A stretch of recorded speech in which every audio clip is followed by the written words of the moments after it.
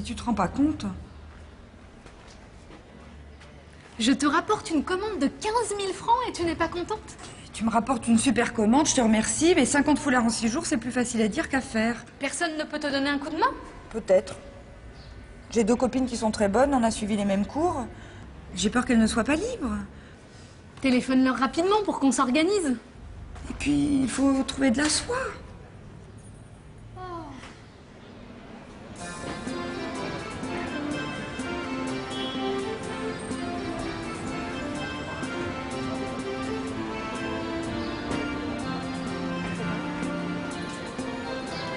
Bonjour Daniel.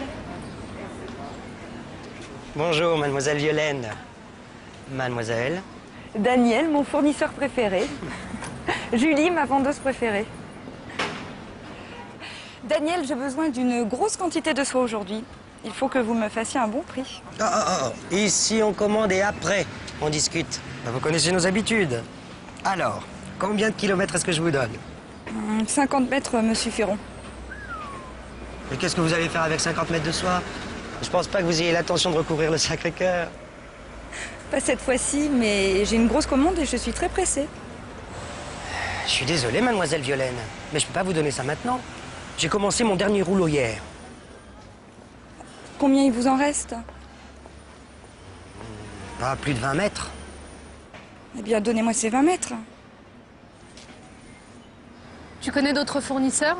Bien sûr, mais ce sera plus cher.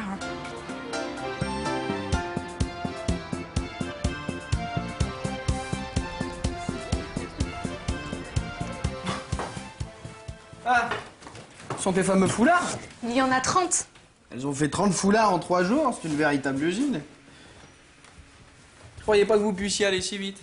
Vous allez même être en avance. Tiens, lis cet article. Assieds-toi avant. Qu'est-ce que c'est?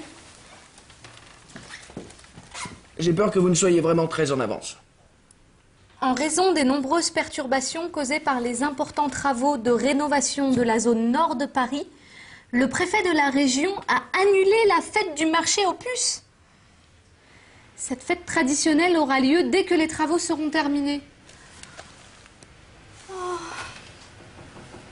En tout cas, ça me va très bien. Je sais pas ce que t'en penses.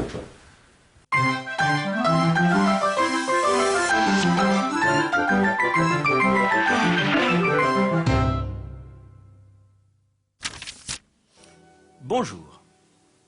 Continuons notre examen des emplois du subjonctif.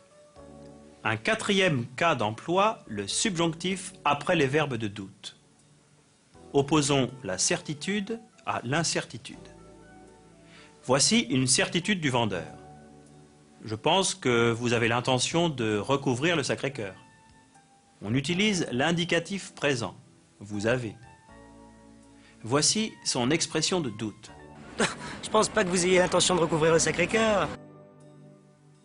On utilise le subjonctif vous ayez. Un 5e cas d'emploi, on utilise le subjonctif après les verbes exprimant des émotions ou des sentiments. J'ai peur qu'elle ne soit pas libre. Violaine exprime un sentiment de crainte. Je suis désolée que vous soyez obligé de partir. Et moi, si je vous dis « Je suis désolé que nous terminions déjà notre série de présentations », j'exprime un regret. Et les auteurs de la méthode Reflet expriment leurs sentiments quand ils vous disent « Nous sommes heureux que vous appreniez le français ». Terminons par un dernier cas d'utilisation du subjonctif après la conjonction « pour que ». Téléphone-leur rapidement pour qu'on s'organise.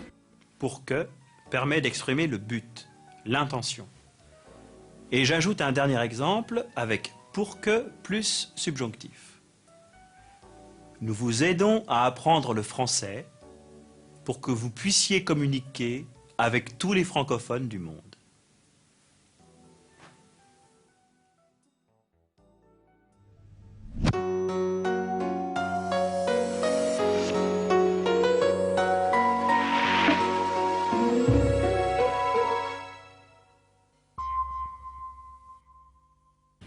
Mais tu ne te rends pas compte?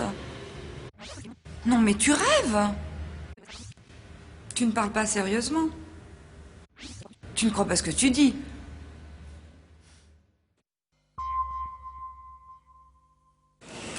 Il faut que vous me fassiez un bon prix. Oh, oh, oh.